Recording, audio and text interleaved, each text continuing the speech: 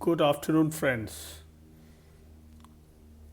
Today I picked up a topic based on experience where I see a lot of youngsters of marriageable age who are struggling with the idea of marriage.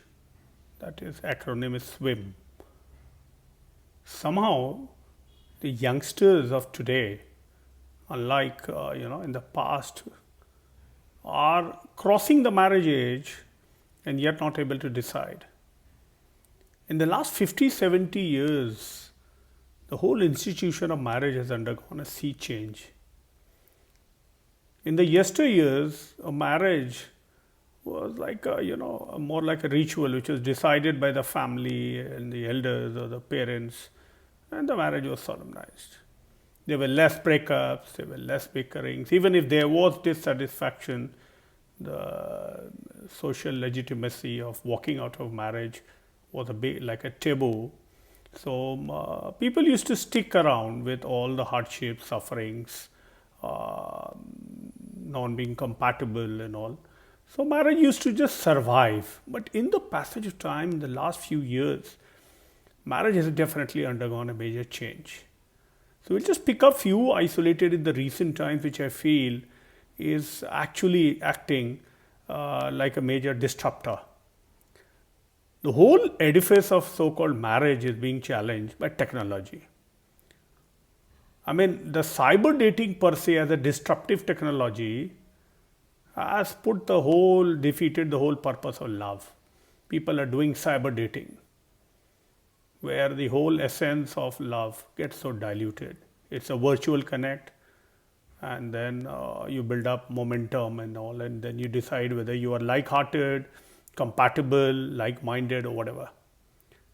So what has happened because of this so-called social dating sites like Tinder, Facebook, and all? Most of the youngsters have become relational tourists. What they do is they just scout around, and now they have so much of choice in terms of identifying potential partners. So they keep scouting around and keep looking around. It's like something like commodification with so much of choice. So they eventually are so confused with so much of choice. The other thing which largely is that these youngsters also, because they have so much of freedom and so much of choices to be independent and all, that the moment it comes to a commitment, I think there is some element of commitment phobia too, because they don't want to just let go their freedom, independence, the reckless life, the erratic schedule, the mingling around with friends, uninhibited lifestyle and all. So somehow there is a kind of a limitation that there will be a restriction in marriage. So because of this so-called eligible ambiguity, they don't want to commit. They feel that fair enough. I mean, if I come across somebody, well, I'll see if I really want to commit and go for a relationship. So there is an eligible ambiguity. But parallelly, because of this choice and not being able to decide and all, these youngsters also suffer from that phobia, FOMO, fear of missing out. So they perpetually are in a stress of too many choices, but they also are insecure of missing out, because with age and all, maybe sometimes it happens that I've seen many of these marriageable guys were not able to get the right girl at that. So eventually they married somebody, and probably they were not very happy or something like that.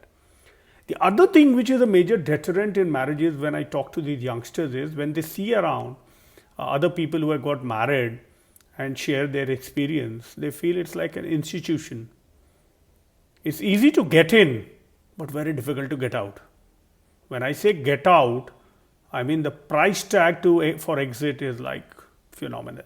The court proceedings, the lingering court battles, the child custody issues, the maintenance, the alimony, and all are a major challenge. So when these youngsters hear this story, I think they also feel a little put off that it's like you will likely to get stuck up into a sticky terrain.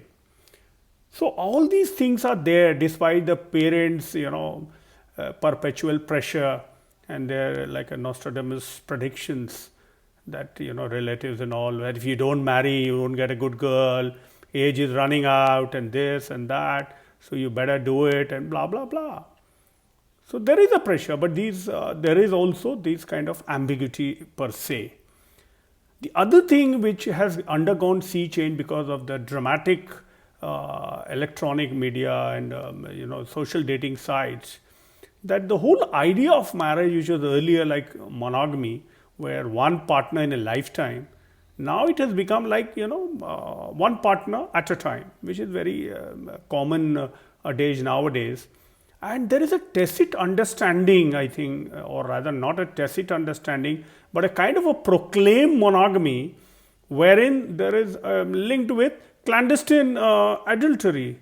So these youngsters are like, you know, they rationalize all their acts in whatever way.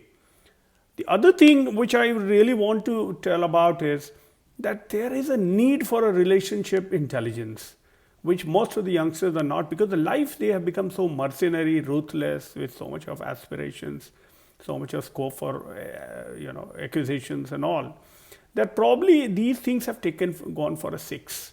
So I think they have to get into some relationship intelligence in terms of more accountability, more responsibility, more inclusiveness, more accommodative attitude, to make a conjugal life more happy. Otherwise, I mean, you can't treat a marriage like a trouser, that you go for a relationship and once you outgrow it, you just discard it and go for a new one. And last but not the least, there has to be a kind of sensitizing of both, especially the boys, that marriage is not only for sex, it's beyond. And women, somehow when marriages break, whether it's because of adultery, extramarital, or other things, is because there is lacking, they feel deprivation vis-a-vis love. Men have to transcend beyond sex to understand what makes sense to a woman in terms of being loved. And sex follows only when the other person feels love. So whole gamut of, you know, the marriage has to change. And marriage per se, to conclude, is like a, you know, a Mary or a Mary biscuit or a Brita Parle-G. If you dip it in tea, and then you can relish it if you really dip it right. It's like a relationship. So if you dip it right in the liquid, the biscuit, and then you enjoy, you really relish. It's very yummy and tasty. But if you really don't dip it well, it melts away. It melts away like a road in Mumbai or Delhi, which melts away in monsoon. So I think this is what I had to say. Thank you very much. Have a safe day. Thank you. Bye.